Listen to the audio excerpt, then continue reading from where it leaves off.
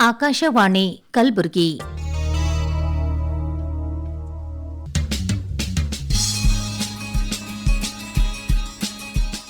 ಹೊಸ ಓದು ಪುಸ್ತಕ ಪರಿಚಯದ ಸಾಪ್ತಾಹಿಕ ಕಾರ್ಯಕ್ರಮ.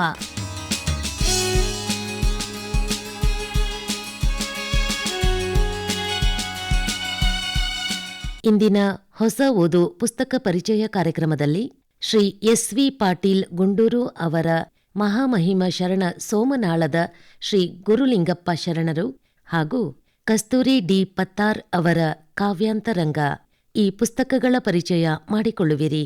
ಪುಸ್ತಕಗಳನ್ನು ಪರಿಚಯಿಸುತ್ತಾರೆ ಮಲ್ಲಮ್ಮ ಕಾಳಗಿ. ಮಹಾಮಹಿಮ ಶರಣ ಸೋಮನಾಳದ ಶ್ರೀ ಗುರುಲಿಂಗಪ್ಪ ಶರಣರು. ಲೇಖಕರಾದ ಶ್ರೀ ಎಸ್.ವಿ. ಪಾಟೀಲ್ ಗುಂಡೂರವರು ಮಹಾಮಹಿಮ ಶರಣ ಸೋಮನಾಳದ ಶ್ರೀ ಗುರುಲಿಂಗಪ್ಪ ಶರಣರ ಕುರಿತು ಚರಿತೆ ರಚಿಸಿದ್ದಾರೆ. ಚಿಮ್ಮಲಿಗಿಯ ಶಟಸ್ಥಲ ಬ್ರಹ್ಮ ಶ್ರೀ ಮಲ್ಲಿಕಾರ್ಜುನ್ ಶಿವಾಚಾರ್ಯರ ಕರುಣೆಯ ಕಂದರಾಗಿ ತಂದೆ ಅಯ್ಯಪ್ಪ ಗೌಡ, ತಾಯಿ ದೊಡ್ಡಮ್ಮ ಗೌಡ್ತಿಯ ಪುತ್ರರಾಗಿ ಶ್ರೀ ಗುರುಲಿಂಗಪ್ಪ ಶರಣರು ಜನಿಸಿದರು. ಇವರು ಬಾಲ್ಯದಲ್ಲಿ ಚೂಟಿಯಾಗಿದ್ದರು. ಮನೆಯಲ್ಲಿ ನಡೆಯುತ್ತಿದ್ದ ಜ್ಞಾನದಾಸೋಹದಲ್ಲಿ ಪಾಲ್ಗೊಂಡು ಗುರುಲಿಂಗ ಜಂಗಮ, ಪಾದೋದಕವೆಂಬ ಅಷ್ಟಾವರಣಗಳ ನೇಮಗಳು, ಅಷ್ಟಾಂಗ ಮಾರ್ಗಗಳನ್ನು ತಪ್ಪದೇ ಹೇಳುತ್ತಿದ್ದರು. ಗುರುಲಿಂಗಪ್ಪ ಶರಣರು 5 ವರ್ಷದವರಿರುವಾಗಲೇ ತಾಯಿ ದೊಡ್ಡಮ್ಮ ಗೌಡತಿ ನಿಧನ ಹೊಂದಿದಾಗ ಅಯ್ಯಪ್ಪ ಗೌಡರು ಜಾತಶ್ಯ ಮರಣ ಧ್ರುವಂ, ಹುಟ್ಟಿದವರು ಒಂದು ದಿನ ಸಾಯಲೇಬೇಕು ಎಂದು ಮಗನಿಗೆ ಹೇಳಿದಾಗ ಅವರು ಸಾಂತ್ವನಗೊಳ್ಳುತ್ತಾರೆ. ಅಯ್ಯಪ್ಪ ಗೌಡರ ಜೊತೆ ಗುರುಲಿಂಗಪ್ಪ ಶರಣರು ಶಾಸ್ತ್ರ ಸತ್ಸಂಗದಲ್ಲಿ ಭಾಗವಹಿಸುತ್ತಿದ್ದು, ತಾಯಿಯ ಅಕಾಲಿಕ ಮರಣದಿಂದ ಅವರು ಹೊರಬರಲಿಕ್ಕೆ ಸ್ವಲ್ಪ ಪ್ರಯತ್ನವನ್ನು ಪಡುತ್ತಾರೆ. ತಂದೆಗೆ ವಯಸ್ಸಾದ್ದರಿಂದ ಜನ ಗುರುಲಿಂಗಪ್ಪ ಅವರನ್ನು ಮದುವೆ ಮಾಡುವಂತೆ ಹೇಳಿದಾಗ ಬಾಗೇವಾಡಿಯ ಚೇರ್ಮನ್ ಸಿದ್ದನಗೌಡರ ಮಗಳು ಲಕ್ಷ್ಮೀಬಾಯಿಯ ಜೊತೆ ಅವರ ಮದುವೆ ಅದ್ಧೂರಿಯಾಗಿ ಜರುಗುತ್ತದೆ. ಅಯ್ಯಪ್ಪ ಗೌಡರ ದಾಸೋಹಕ್ಕೆ, ಚಿಂತನಗೋಷ್ಠಿಗೆ ತೊಂದರೆ ಬಾರದಂತೆ ಸೊಸೆ ನೋಡಿಕೊಳ್ಳತೊಡಗಿದಳು. ಕೃಷಿ ಬದುಕು, ಮನೆಯ ಜವಾಬ್ದಾರಿ, ನಿರಂತರ ಮನೆಯಲ್ಲಿ ನಡೆಯುತ್ತಿದ್ದ ಶಿವಾನುಭವ, ಚಿಂತನ ದಾಸೋಹ ಎಲ್ಲ ಜವಾಬ್ದಾರಿಯನ್ನು ಗುರುಲಿಂಗಪ್ಪನವರು ನಿಭಾಯಿಸತೊಡಗಿದರು. ಇದನ್ನು ಕಂಡು ಚಿಮ್ಮಲಿಗೆಯ ಶಿವಾಚಾರ್ಯರಿಗೆ ಅತೀವ ಆನಂದವಾಯಿತು. ವಯಸ್ಸಾದ ತಂದೆಯ ಮರಣದ ಸೂಚನೆ ಗುರುಲಿಂಗಪ್ಪ ಶರಣರಿಗೆ ಕನಸಿನ ಮೂಲಕ ಗೊತ್ತಾಗಿದ್ದು, ಬೆಳಗಿನ ಸಮಯ ಅದೆಲ್ಲವೂ ತಂದೆಗೆ ಮೊದಲೇ ತಿಳಿದಿದ್ದು, ಶುಕ್ರವಾರ ಬೆಳಗ್ಗೆ 9 ಗಂಟೆಗೆ ಶತಾಯುಷಿ ಅಯ್ಯನಗೌಡರು ಒಮ್ಮೆ ಜೋರಾಗಿ ಹರಹರ ಮಹಾದೇವ ಎಂದು ಲಿಂಗೈಕ್ಯರಾಗುತ್ತಾರೆ. ಈ ಸುದ್ದಿ ಸುತ್ತಮುತ್ತಲ ಹಳ್ಳಿಗೆ ಗೊತ್ತಾಗಿ ಶರಣ, ಸಂತ, ಸಿದ್ಧ, ಸಾಧರೆಲ್ಲರೂ ಸೋಮನಾಳದ ಕಡೆಗೆ ಬರುತ್ತಾರೆ. ಕಾವಿ ಹಾಕದೆ ಹೋದರೂ ಒಳ ಮನಸ್ಸಿಗೆ ಕಾವಿ ಹಾಕಿದ ಮಹಾತ್ಮರು ಎಂದು ಊರಿನಲ್ಲಿ ಅವರ ಸಮಾಧಿ ಮಾಡುತ್ತಾರೆ. ಶರಣರ ಮಹಿಮೆ ಮರಣದಲ್ಲಿ ನೋಡು ಎಂದು ಹಿರಿಯರು ಹೇಳಿರುವ ಮಾತು ಸತ್ಯವಾಗಿದೆ. ಸತಿಪತಿಗಳೊಂದಾದ ಭಕ್ತಿ ಹಿತವಪ್ಪುವುದು ಶಿವಂಗೆ ಎಂಬಂತೆ ಹಾಲು ಜೇನು ಬೆರೆತಂತೆ ಸಂಸಾರ ಪಾರಮಾರ್ಥಗಳೆರಡನ್ನೂ ಸಮಾನವಾಗಿ ನಡೆಸಿಕೊಂಡು ಹೊರಟ ಶರಣ ದಂಪತಿಗಳು ಬರುವ ಭಕ್ತರಿಗೆಲ್ಲ ಅನ್ನದಾಸೋಹ ಮಾಡುತ್ತಾ ಬರುತ್ತಾರೆ. ಒಂದು ದಿನ ಬಿಜಾಪುರ ಜಿಲ್ಲೆಯ ಜಂಬಿಗಿ ಗ್ರಾಮದ ಓರ್ವ ಜಂಗಮ ಮೂರ್ತಿ ಗುರುಸಂಗ ಮಲ್ಲಿನಾಥರು ಸೋಮನಾಳದ ಮಠಕ್ಕೆ ಬರುತ್ತಾರೆ. ಅವರು ಗುರುಲಿಂಗಪ್ಪನವರಿಗೆ ಜನ್ಮ ಸಾರ್ಥಕತೆಗೆ ಬಸವಾದಿ ಶಿವಶರಣರ ವಚನ ಸಾಹಿತ್ಯವನ್ನು ಅಧ್ಯಯನ ಮಾಡು ಎಂದು ವಚನಗಳನ್ನು ಹಾಗೂ ವಚನಶಾಸ್ತ್ರವನ್ನು ಅವರ ಉಡಿಗೆ ಹಾಕಿ, ಇನ್ನು ನೀನು ಪರಿಪೂರ್ಣನಾಗು ಎಂದು ಪತಿ ಪತ್ನಿಯರಿಬ್ಬರನ್ನೂ ಆಶೀರ್ವದಿಸಿದರು. ಗುರುಲಿಂಗಪ್ಪ ಶರಣರು ವಚನ ಸಾಹಿತ್ಯದ ಒಳ ಹೊರಗು ತಿಳಿದು ಗುರುವಾಣಿಯಂತೆ ಪರಿಪೂರ್ಣ ಮಾರ್ಗದತ್ತ ಸಾಗಿದರು.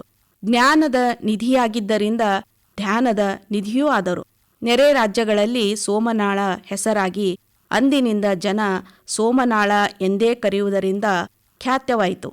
ಬೂದಿಹಾಳದಲ್ಲಿ ಗುರುದೀಕ್ಷೆ, ಶರಣಬಸವೇಶ್ವರರ ಪುರಾಣಗೈದರು. ಸಿದ್ಧ ಪರ್ವತದಲ್ಲಿ ಶ್ರೀದೇವಿ ಪುರಾಣ ಹೇಳುತ್ತಾ ಅವರ ಲೀಲೆಗಳು ಕೂಡ ಜನ ಕೊಂಡಾಡತೊಡಗಿದರು.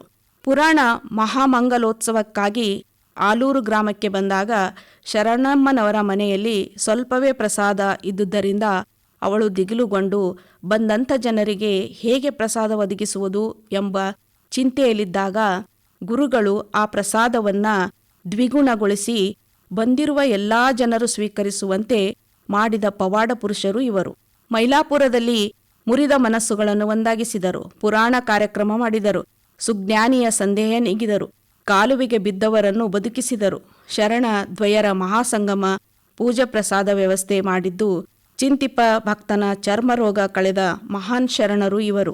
ಕ್ಷೇತ್ರ ದರ್ಶನವೆಂದರೆ ಗುರುಲಿಂಗಪ್ಪ ಶರಣರಿಗೆ ಎಲ್ಲಿಲ್ಲದ ಆನಂದ.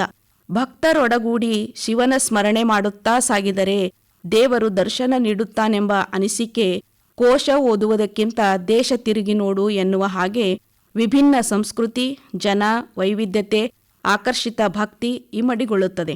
ಅದಕ್ಕಾಗಿ ಶರಣರು ಸಂಚಾರ ಕೈಗೊಳ್ಳುತ್ತಿದ್ದರು. ಜಂಗಮನ ಜಂಜಡ ಕಳೆದವರು, ಅಜಯ ನಾಡಗೌಡರ ಪರುಷ ಹಸ್ತದಿ ಪ್ರಸಾದ ಬೆಳೆಸಿದವರು, ದುಶ್ಚಟಗಳ ದಾನ ಪಡೆದವರು, ಸ್ವಪ್ನ ದರ್ಶನದಿ ಪಡೆದವರು, ಭಕ್ತರ ಮೊರೆಯ ಆಲಿಸಿ ಬಂದವರು, ಮಳೆ ತರಿಸಿದ ಮಹಾನುಭಾವರು, ಅಪ್ಪಣೆ ಮೀರಿದ ಭಕ್ತನಿಗೆ ಅವಕಾಶ ನೀಡಿದ ಗುರುಲಿಂಗ ಶರಣರು, ಕ್ಯಾನ್ಸರ್ ಕಳೆದ ಕಾರುಣ್ಯಮೂರ್ತಿ ಕೂಡ ಆಗಿದ್ದು, ಹೀಗಾಗಿ ಮಹಾಮಹಿಮ ನಡೆದಾಡುವ ದೇವರು ಎಂದು ಭಕ್ತಕೋಟಿ ಜನ ಸ್ಮರಿಸುತ್ತದೆ.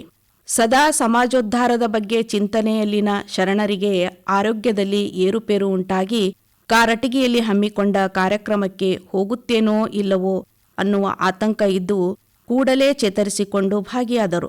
ಮುಂದೆ ದೂರದ ಪ್ರವಾಸಗಳನ್ನು ಅನಿವಾರ್ಯವಾಗಿ ಮೊಟಕುಗೊಳಿಸುತ್ತಾರೆ. 2008ರಲ್ಲಿ ಅವರ ಕಾಯಿಲೆ ಹೆಚ್ಚುತ್ತಾ ಹೋದಾಗ ನಾಳೆ ಬಪ್ಪುವುದು ನಮಗಿಂದೇ ಬರಲಿ, ಇಂದು ಬಪ್ಪದು ಈಗಲೇ ಬರಲಿ, ಇದಕ್ಕಾರ್ ಅಂಜುವವರು, ಇದಕ್ಕಾರ್ ಅಳುಕುವರು, ಜಾತ್ಯಶ್ಯ ಮರಣ ಧ್ರುವಂ ಎಂಬ ನಿಲುವಿಗೆ ಎಲ್ಲರೂ ಭಕ್ತರಾಗಬೇಕು, ಸಾವಿಗೂ ಸಿದ್ಧರಾಗಬೇಕೆಂದು ಹೇಳುತ್ತಿದ್ದರು. ಒಂದು ದಿನ ಮಾತಾಡುತ್ತಾ ನಮ್ಮದು ಬಂದ ಕಾರ್ಯ ಮುಗಿಯಿತು, ಗುರುನಾಥ ಕರೆಯುತ್ತಿದ್ದಾನೆ ಎಂದು ಹೇಳುತ್ತಾರೆ.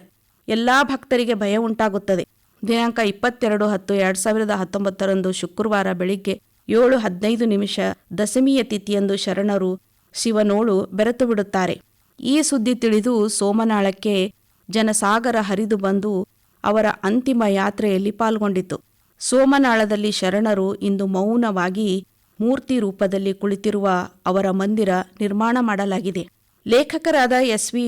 ಪಾಟೀಲ್ ಗುಂಡೂರವರು ಸಾಟಿ ಇಲ್ಲದ ಬರಹಗಾರರು. ಇವರಿಗೆ ಕಲ್ಯಾಣ ಕರ್ನಾಟಕದ ಕವಿಚಕ್ರೇಶ್ವರ ಎಂಬ ಬಿರುದು ಇದೆ. ಅನೇಕ ಕೃತಿಗಳಿಗೆ ಮುನ್ನುಡಿ, ಬೆನ್ನುಡಿ, ಕರ್ನಾಟಕ ರಾಜ್ಯೋತ್ಸವ ಪ್ರಶಸ್ತಿ ಪುರಸ್ಕೃತರು, ಬಹುಮುಖ ಪ್ರತಿಭೆಯ ನಾಟಕಗಳನ್ನು ರಚಿಸಿ ಬಾನುಲಿ, ದೂರದರ್ಶನದಲ್ಲಿ ಪ್ರಸಾರಗೈದು ಪ್ರಖ್ಯಾತರಾದವರು. ಪರಮ ಪೂಜ್ಯ ಶ್ರೀ ಶ್ರೀ ಶ್ರೀ ನೀಲಕಂಠಾರ್ಯ ತಾತನವರ ಚರಣ ಸನ್ನಿಧಾನಕ್ಕೆ ಭಕ್ತಿಪೂರ್ವಕವಾಗಿ ಈ ಕೃತಿ ಸಮರ್ಪಿಸಿದ್ದಾರೆ. ಶ್ರೀ ಎಸ್.ವಿ. ಪಾಟೀಲ್ ಗುಂಡೂರವರು 575ಕ್ಕೂ ಹೆಚ್ಚು ಕೃತಿಗಳನ್ನು ಬರೆದವರು. ಭತ್ತದ ಉತ್ಸಾಹ, ಕ್ರಿಯಾಶೀಲ ಗುಣ ಉಳ್ಳವರಾಗಿದ್ದು ಸಾಮಾಜಿಕ, ಪೌರಾಣಿಕ, ಐತಿಹಾಸಿಕ, ಭಕ್ತಿಪ್ರಧಾನ ನಾಟಕಗಳನ್ನು ಬರೆಯುವಲ್ಲಿ ವಿಶೇಷ ಸಿದ್ಧಿಯನ್ನು ಸಾಧಿಸಿದ್ದಾರೆ. ಇದೀಗ ಶರಣ ಸೋಮನಾಳದ ಶ್ರೀ ಗುರುಲಿಂಗಪ್ಪ ಶರಣರ ಚರಿತೆ ಹೊಸ ವಿಷಯ, ಹೊಸ ವಿನ್ಯಾಸದೊಂದಿಗೆ ಹೊರತಂದಿದ್ದು ಇದು ಸಮಸ್ತ ಭಕ್ತಸ್ತೋಮ ಮೆಚ್ಚುವಂಥದ್ದಾಗಿದೆ. ಶ್ರೀ ಶರಣ ಪ್ರಕಾಶನದಿಂದ ಪ್ರಕಟಗೊಂಡ ಈ ಕೃತಿ 232 ಪುಟಗಳಿಂದ ಕೂಡಿದ್ದು ಇದರ ಬೆಲೆ ₹300 ನಿಗದಿಪಡಿಸಲಾಗಿದೆ. ಜೆಪಿ ಪ್ರಿಂಟರ್ಸ್ ಗದಗ್ ಅವರಿಂದ ಮುದ್ರಣಗೊಂಡಿದೆ. ಕಸ್ತೂರಿ ಡಿ ಪತ್ತಾರ್ ಅವರ ಕಾವ್ಯಾಂತರಂಗ ಭಾವಗೀತೆಗಳು. ಹೈದರಾಬಾದ್ ಕರ್ನಾಟಕದ ನಿಜಾಮರ ಆಳ್ವಿಕೆಯ ನೆಲವಾದ ಕೊಪ್ಪಳ ಜಿಲ್ಲೆಯ ಯಲಬುರ್ಗಾ ತಾಲೂಕಿನ ಮುದೋಳ ಗ್ರಾಮದಲ್ಲಿ ತಂದೆ ಶೇಖರಪ್ಪ, ತಾಯಿ ಪಾರ್ವತಮ್ಮನವರ ಮಗಳಾಗಿ ಕಸ್ತೂರಿಯವರು ಜನಿಸಿದರು. ಇವರು ಚಿಕ್ಕವರಿರುವಾಗಲೇ ಕಥೆ, ಕಾದಂಬರಿಗಳನ್ನು ಓದುವ ಹವ್ಯಾಸ ಬೆಳೆಸಿಕೊಂಡವರು. ಅವರ ಸಹೋದರ ಮಾವ ನಾಡಿನ ಶ್ರೇಷ್ಠ ಹಿಂದೂಸ್ತಾನಿ ಸಂಗೀತ ವಿದ್ವಾಂಸ ಶ್ರೀ ದೇವೇಂದ್ರ ಕುಮಾರ್ ಪತ್ತಾರರೊಂದಿಗೆ ಮದುವೆಯಾಗಿ ಹೊಸ ಜೀವನಕ್ಕೆ ಕಾಲಿಟ್ಟರು. ಉತ್ತರ ಕರ್ನಾಟಕ ಹೆಚ್ಚು ವಚನ ಮತ್ತು ಶರಣರ ಭಾಗವಾದ್ದರಿಂದ ಪ್ರೇರಣೆಗೊಂಡ ಇವರು ಆಧುನಿಕ ವಚನಗಳನ್ನು ಬರೆಯಲು ಆರಂಭಿಸಿ ಅವರದೇ ಪ್ರಕಾಶನದ ಮೂಲಕ ಅಂತರಂಗದ ಅರಿವು ಎಂಬ ಪುಸ್ತಕ ಪ್ರಕಟಗೊಳಿಸಿ ನಾಡಿಗೆ ಅರ್ಪಿಸಿರುವರು. ಕಸ್ತೂರಿ ಪತ್ತಾರವರ ಕವಿತೆಗಳು ದಿಕ್ಕು ತಪ್ಪುತ್ತಿರುವ ಸಮಾಜಕ್ಕೆ ನೀತಿ ಹೇಳುವ ಕವಿತೆಗಳಾಗಿವೆ. ಕನ್ನಡದ ಕವಿತೆಗಳಲ್ಲಿ ಹೊಸಗನ್ನಡದಲ್ಲಿ ಕನ್ನಡಾಂಬೆಯ ಬಲ, ಚೆಲುವು, ಮಣ್ಣು, ಹೆಣ್ಣಿನ ಬಗ್ಗೆ ಅಭಿಮಾನ, ಕನ್ನಡದ ಕೂಗಿನಲ್ಲಿ ಕನ್ನಡಕ್ಕಾಗಿ ಧ್ವನಿ ಎತ್ತಬೇಕು, ಅನ್ಯಾಯ, ಅತ್ಯಾಚಾರ, ಅನಿಷ್ಟ ಪದ್ಧತಿ ನಿಲ್ಲಬೇಕೆನ್ನುವುದು ಅವರ ಆಶಯ. ಕಲಿಗನ್ನಡದಲ್ಲಿ ಸಂತ ಮಹಾಂತರಿಂದ ಸಾಹಿತ್ಯದ ರನ್ನ, ಪಂಪ, ಕುವೆಂಪು ಅವರ ಬೆಳಕು ಜ್ಯೋತಿಯಂತೆ ಪ್ರಜ್ವಲಿಸುತ್ತಿರುವುದನ್ನು ಹೇಳಿರುವ ಅವರು ಕನ್ನಡ ಅಭಿಮಾನಿಯಾಗಿದ್ದು ಕನ್ನಡವನ್ನು, ಕನ್ನಡದ ತಾಯಿ ನೆಲವನ್ನು ಪೂಜಿಸೋಣವೆಂದು ಸಾರಿ ಹೇಳಿರುವರು. ಕವಿಯಾಗಬೇಕೆಂಬ ಅಪಾರ ಕನಸು ಹೊತ್ತವರಿಗೆ ವಿಷಯಕ್ಕೆ ಕೊರತೆ ಇಲ್ಲ.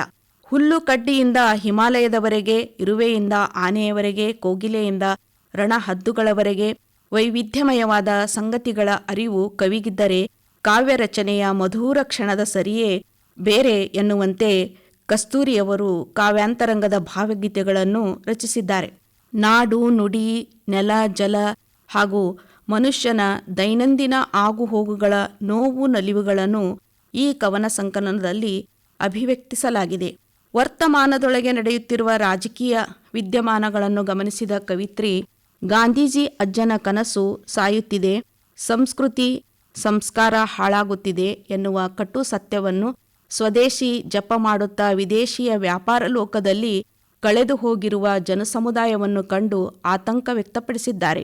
ಜನರು ಹೆಚ್ಚು ಹೆಚ್ಚು ಓದಿದಂತೆಲ್ಲ ಹೆಚ್ಚು ಸಂಕುಚಿತ ಮನ, ಹೆಚ್ಚು ಸ್ವಾರ್ಥಿಯಾಗುತ್ತಿರುವ ಈ ದಿನಮಾನಗಳಲ್ಲಿ ಸ್ವಚ್ಛ ಮನಸ್ಸಿನ ಪ್ರಾಮಾಣಿಕರು ಸಿಗುವುದು ಕಮ್ಮಿಯಾಗುತ್ತಿದೆ. ಸಮಾಜದಲ್ಲಿ ಜನರ ಜೀವನ ನೆಲೆಯಿಲ್ಲದ ಕುದುರೆಯ ಓಟವಾಗಿದ್ದು ಅದು ಮುಕ್ತಗೊಳ್ಳಲು ಸುಧಾರಣೆಯಾಗಬೇಕೆಂಬುದು ಕವಿತ್ರಿಯ ಹಂಬಲವಾಗಿದೆ. ಕಸ್ತೂರಿ ಪತ್ತಾರವರು ಸ್ತ್ರೀಯಾಗಿ ಅವರ ಇರುವಿಕೆಯ ಅಸ್ತಿತ್ವವನ್ನು ಎದುರಿಸುತ್ತಿರುವ ಸಮಸ್ಯೆಗಳನ್ನು ತಮ್ಮ ಕಾವ್ಯದ ಮೂಲಕ ಹೇಗೆ ಎದುರಿಸಿದ್ದಾರೆ ಎಂದು ನೋಡುವುದು ಕುತೂಹಲಕರವಾದದ್ದು. ಜೀವನವೇ ನನಗೊಂದು ಬಂಧನ, ಕಟ್ಟಳೆ ಕಡಿವಾಣ ಹಾಕಿಬಿಟ್ಟಿರಿ, ಪ್ರೀತಿ ಸ್ನೇಹಕ್ಕೆ ಕೊಳ್ಳಿ ಇಟ್ಟಿರಿ, ದಿನವೂ ದುಡಿತದ ಯಂತ್ರ ಮಾಡಿಬಿಟ್ಟಿರಿ ಎನ್ನುವ ಸಾಲುಗಳು ಹೆಣ್ಣನ್ನು ಸಂಕೋಲನೆಗಳಿಂದ ಬಂಧಿಸಿ ಪುರುಷ ಪ್ರಧಾನ ಸಮಾಜವೇ ಮೇಲು ಎಂದು ಸಾರುವ ಈ ದೃಷ್ಟಿಕೋನ ಬದಲಾಗಬೇಕು ಎಂಬ ಕಳಕಳಿ ಕಾಣುವುದಾಗಿದೆ.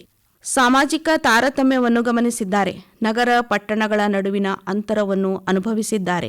ಹಳ್ಳಿಯಲ್ಲಿ ನೆಮ್ಮದಿ ಕಂಡರೆ ನಗರಗಳಲ್ಲಿ ಆಸೆ ದುರಾಸೆಗಳು ಎದ್ದು ಕಾಣುವುದಲ್ಲದೆ ಬಣ್ಣದ ಬದುಕಿನ ವಾಸ್ತವ ಚಿತ್ರಣವನ್ನು ವ್ಯಕ್ತಪಡಿಸಿದ್ದಾರೆ. ನಿಸರ್ಗ ಸಂಭ್ರಮ, ಕೋಗಿಲೆಯ ಕೂಗು, ತವರ ಬಳ್ಳಿ, ಮುಗ್ಧ ಮಹಿಳೆ, ವಲಸೆ ಬಂದ ಹಕ್ಕಿ, ನುಡಿಗಾನ, 7 ಸುತ್ತಿನ ಮಲ್ಲಿಗೆ, ನಾಡಪ್ರಭು ಕೆಂಪೇಗೌಡರು, ಕೋಲಾಹಲ, ನೀಲ ಮೇಘನೊಲವೆಗೆ, ಚಾಲಾಕಿ ಜನರು, ಮನವು ಮೌನವಾಗಿದೆ, ಆಲದ ಮರ ಮುಂತಾದ ನಾಡು, ನುಡಿ, ರೈತ, ನಾಯಕ, ಪರಿಸರದ ಕಾಳಜಿ ಕುರಿತು ಕವನಗಳನ್ನು ರಚಿಸಿದ್ದಾರೆ. ಈ ಕವನ ಸಂಕಲನವನ್ನು ಸಮಸ್ತ ಸುಗಮ ಸಂಗೀತ ಗಾಯಕರು ಸಭೆಗಳಲ್ಲಿ ಹಾಡಿ ಪ್ರೋತ್ಸಾಹಿಸಬೇಕೆಂಬುದು ಕವಿತ್ರಿಯ ಆಶಯವಾಗಿದೆ. ಕವನ, ಚುಟುಕು, ವೈಚಾರಿಕ ನುಡಿಗಳನ್ನು ಬರೆಯುತ್ತಾ ಬಂದಿದ್ದು ಅಂತರಂಗದ ಅರಿವು, ಭಾವಜೇನಂ ಹಾಗೂ ಕಾವ್ಯಾಂತರಂಗ ಎಂಬ 3 ಕೃತಿಗಳನ್ನು ರಚಿಸಿರುವರು.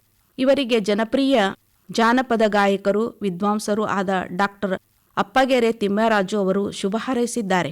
ಕರ್ನಾಟಕ ಲೇಖಕಿಯರ ಸಂಘದ ಅಧ್ಯಕ್ಷರಾದ ಡಾಕ್ಟರ್ ವಸುಂಧರಾ ಭೂಪತಿ ಮುನ್ನುಡಿ ಬರೆದಿರುವರು. ಇವರಿಂದ ಇನ್ನೂ ಉತ್ತಮ ಕೃತಿಗಳು ಮೂಡಿಬರಲೆಂದು ಅಧ್ಯಕ್ಷರಾದ ಡಾಕ್ಟರ್ ಮನು ಬಳಗಾರ್ ಅವರು ಶುಭ ನುಡಿಗೈದಿರುವರು.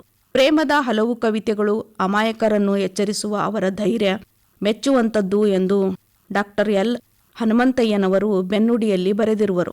ಸ್ವರ ಸಾನ್ನಿಧ್ಯ ಪ್ರಕಾಶನದಿಂದ ಪ್ರಕಟಗೊಂಡಿರುವ ಪುಸ್ತಕದ ಮುದ್ರಣ ಅಂದವಾಗಿದ್ದು ಈ ಕೃತಿಯಲ್ಲಿ 88 ಪುಟಗಳಿದ್ದು ಇದರ ಬೆಲೆ 90 ರೂಪಾಯಿಗಳು ನಿಗದಿಪಡಿಸಲಾಗಿದೆ. ಇದುವರೆಗೆ ಹೊಸ ಓದು ಪುಸ್ತಕ ಪರಿಚಯ ಕಾರ್ಯಕ್ರಮದಲ್ಲಿ ಶ್ರೀ ಎಸ್.ವಿ. ಪಾಟೀಲ್ ಗುಂಡೂರು ಅವರ ಮಹಾಮಹಿಮ ಶರಣ ಸೋಮನಾಳದ ಶ್ರೀ ಗುರುಲಿಂಗಪ್ಪ ಶರಣರು ಹಾಗೂ ಕಸ್ತೂರಿ ಡಿ ಪತ್ತಾರ್ ಅವರ ಕಾವ್ಯಾಂತರಂಗ ಈ ಪುಸ್ತಕಗಳ ಪರಿಚಯ ಮಾಡಿಕೊಂಡಿರಿ. ಪುಸ್ತಕಗಳನ್ನು ಪರಿಚಯಿಸಿದವರು ಮಲ್ಲಮ್ಮ ಕಾಳಗಿ.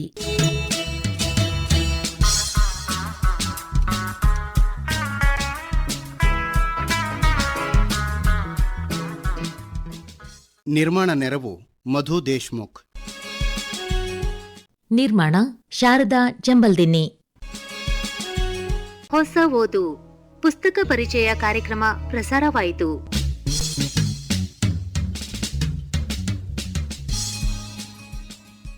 ಇದು ಆಕಾಶವಾಣಿ ಕಲಬುರಗಿ ಕೇಂದ್ರದ ಕೊಡುಗೆ.